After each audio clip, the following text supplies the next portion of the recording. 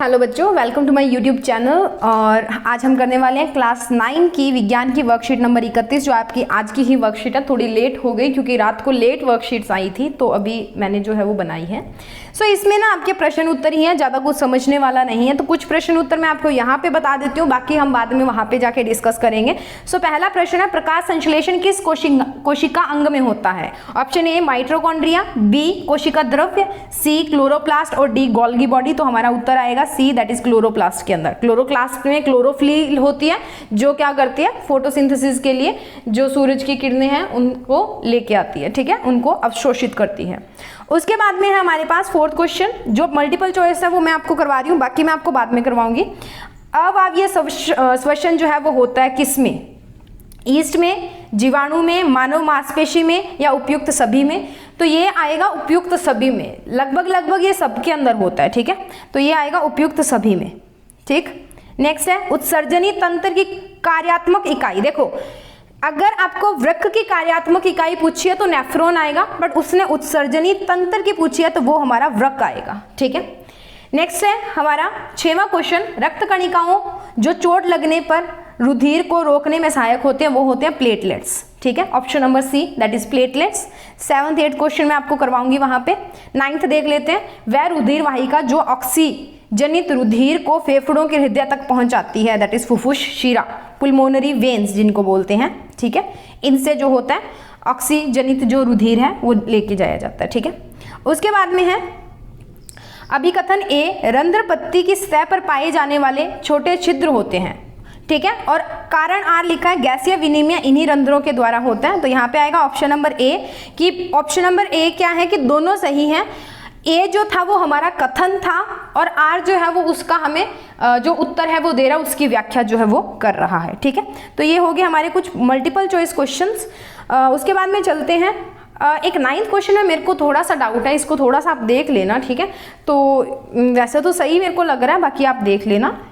उसके बाद में चलते हैं बाकी के क्वेश्चंस पे और उनको डिस्कस कर लेते हैं, ठीक है।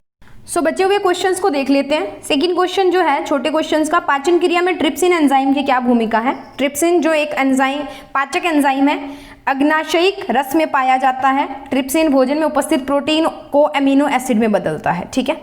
नेक्स्ट इज श्वसन क्रिया में एटीपी किस प्रकार बनता है? तो वो कोशिकीय श्वसन के द्वारा बनता है। श्वसन क्रिया में जो कोशिकीय सेलुलर रेस्पिरेशन होता है उसके थ्रू जो है वो बनता है, ठीक है। उसके बाद में लसिका रुधिर के संरचना के समान है, लेकिन ये रंगहीन है और इसमें अल्प मात्रा में प्रोटीन है, ठीक है, ये आप अपना जो फील कर लेना।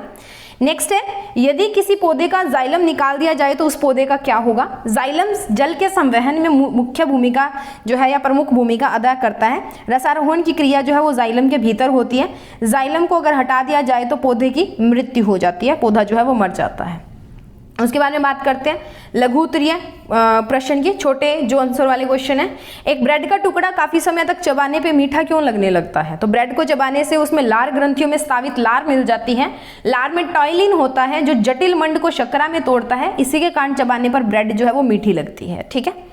नेक्स्ट है, मानव पाचन तंत्र में सबसे बड़ी ग्रंथि कौन सी है, इसके क्या कार्य हैं? तो उदर के दाहिने भाग के ऊपर की ओर शरीर में यकृत यानी कि लीवर नाम की सबसे बड़ी ग्रंथि है जो पित्त का निर्माण करती है। वहां से पित्त पित्ताशय में जाकर एकत्र हो जाता है और पाचन के समय एक ही वाहिनी द्वारा ग्रहणी में पहुंचता रहता है। यकृत से सीधा ग्रहणी में भी पहुंच सकता है। यह हरे रंग का गाढ़ा तरल द्रव्य होता है। वसा को पचाने में इससे सहायता मिलती है, फैट्स को जो है वो ये पचाता है, ठीक है, चर्बी को। नेक्स्ट है, प्रकाश संश्लेषण में होने वाली 3 घटनाओं के नाम लिखिए। तो यहाँ पे ना वैसे 4 हो चुकी हैं, आप इनको ना एक इकट्ठी कर लेना, ठीक है। पहला है क्लोरोफिल द्वारा प्रकाश ऊर्जा को अवशोषित करना, फिर प्रकाश ऊर्जा को रासायनिक ऊर्जा के अंदर रूपांतरित करना। अब ये जल के अणुओं वाली ना हम कई बार नहीं लेते हैं, ठीक है, तो ये आप दोनों इकट्ठे लिख लेना, स और द, जल के अणुओं का हाइड्रोजन तथा ऑक्सीजन में अपघटन और कार्बन डाइऑक्साइड का कार्बोहाइड्रेट में अपचयन, ये दोनों इकट्ठे लिख लेना, ठीक है। स और द वाला जो है वो इकट्ठे लिख लेना। उसके बाद में दीर्घरोम के कार्य लिखिए। दीर्घरोम पचे हुए भोजन के अवशेषण हेतु तल क्षेत्र बढ़ा देते हैं, तल यानी कि सरफेस एरिया बढ़ा देते हैं। दीर्घरोम की सतह से पचे भोजन का अवशोषण होता है तथा यह रुधिर वाहिकाओं में चला जाता है, ठीक है, अवशोषण करना होता है। तो मरुस्थलीय पौधों में रंध्र दिन में बंद रहते हैं, व्याख्या कीजिए कि यह पौधे कब और किस प्रकार CO2 ग्रहण करते हैं। तो मरुभूमि में उगने वाले पौधे रात्रि में कार्बन डाइऑक्साइड प्राप्त करते हैं।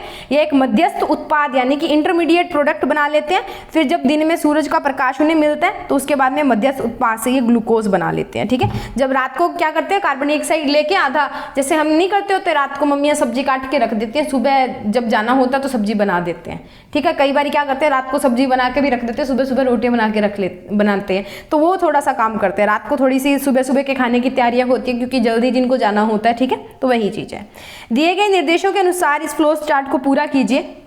तो आपने लिखना है, पहले में आप लिखोगे पेप्सिन एंजाइम, ठीक है, उसके बाद में लिखोगे प्रोटीन को पचाने में सहायक, उसके बाद में आप लिखोगे बलगम का स्राव, ठीक है, ये पेट की भीतरी जो परत है उसका संरक्षण करता है। उसके बाद में आप तीसरे बॉक्स में लिखोगे HCl का स्राव, जो भोजन में बैक्टीरिया और विदेशी हानिकारक जीवों को मारता है। फॉरेन, विदेशी नहीं होते, बाहर ही आएगा बेटा यहाँ पे, ठीक है, बाहर ही आएगा, बाहर से आने वाले। ठीक है, 7वां क्वेश्चन है, मानव में दोहरे परिसंचरण से आप क्या समझते हैं? तो मानव प्राणियों में रक्त प्रत्येक चक्कर के दौरान 2 बार हृदय से गुजरता है, यानी रक्त पूरे शरीर में 1 बार आपूर्ति करने के लिए मानव हृदय से 2 बार गुजरता है।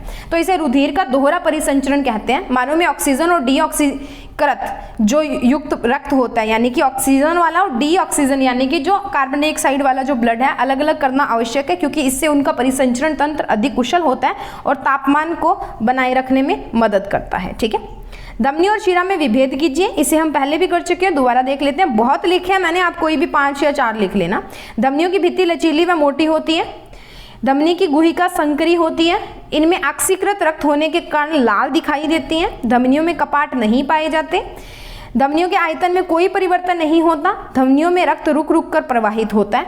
ठीक है, शिराओं की जो भित्ति होती है वो पतली और लचीली होती है, इनकी गुहिका जो है वो चौड़ी होती है, उनकी संकरी यानी कि पतली होती है। शिराओं में रक्त CO2 की उपस्थिति के कारण नीली दिखाई देती है। शिराओं में कपाट पाए जाते हैं, इनके आयतन में भी परिवर्तन होता है। शिराओं में रक्त धीमी गति से निरंतर कम दाब में प्रवाहित होता है, वहां पे ज्यादा दाब में होता है। ठीक है, क्वेश्चन नंबर 9 देखिए, पदार्थों के ऊपरमुखी वहन में वाष्प उत्सर्जन किस प्रकार सहायक है? तो वास्तव में पत्ती की कोशिकाओं में जल वाष्पित होने के कारण कर्षण एक पुल जो होता है, एक फोर्स उत्पन्न होता है जो जल को जाइलम से खींचता है, जाइलम से जल को खींचेगा। इस प्रकार वाष्प उत्सर्जन की क्रिया जड़ से पत्तियों तक जल के ऊपर की ओर पहुंचने में सहायक है। ठीक है, उसके बाद है मानव रक्त में मूत्र निर्माण की प्रक्रिया की व्याख्या कीजिए। यूरिया जैसे अपशिष्ट से गंदा रक्त ग्लोमेरुल्स में प्रवेश करता है। सबसे पहले यहाँ रक्त साफ होता है, निस्पंदन के दौरान रक्त में मौजूद ग्लूकोज, अमीनो एसिड, लवण, यूरिया और पानी आदि बोमेन कैप्सूल से गुजरता है। फिर नेफ्रॉन की एक छोटी नली में प्रवेश करता है, यहाँ उपयोगी पदार्थ छोटी नली के आसपास वाली रक्त कोशिकाओं के माध्यम से रक्त में पुनः अवशोषित हो जाते हैं। नेफ्रॉन की छोटी नली में रह गया तरल मूत्र है। नेफ्रॉन इस मूत्र को वृक्क के संग्रहण नलिका में ले जाता है, यहाँ से वह मूत्र नली में ले जाई जाती है। यहाँ से मूत्राशय में जाता है और कुछ समय बाद मूत्र मार्ग से शरीर से बाहर निकाल दिया जाता है। ठीक है, उसके बाद है बड़े आंसर वाले क्वेश्चन, दीर्घ उत्तरीय। तो उसमें आपने कुछ ह्यूमन जो हार्ट है, मानव का हृदय है, उसका जो चित्र बनाना है, उसमें बायां अलिंद, महाधमनी, महाशिरा, बायां अलिंद लिखना है। ठीक है, तो ये आपने कुछ पार्ट्स जो हैं इनके लेबल करने हैं, तो मैंने यहाँ पे कुछ दिए हुए हैं आपके, ये बना लेना आप, और अपनी NCERT की बुक में भी हैं तो उससे बना लेना। ठीक है, उसके बाद में है मछली में रुधिर परिसंचरण मानव रुधिर परिसंचरण से भिन्न होता है, इस कथन की पुष्टि कीजिए। देखिए, मछलियों में किसी अंग या उत्तक से रक्त चलकर पुनः किसी अंग या उत्तक तक पहुंचने के दौरान हृदय से मात्र 1 बार गुजरता है, तो इसे एकल परिसंचरण कहते हैं। इसमें हृदय में को मात्र अशुद्ध रक्त पंप करने का अवसर मिलता है, शुद्ध वाले को करने का नहीं मिलता।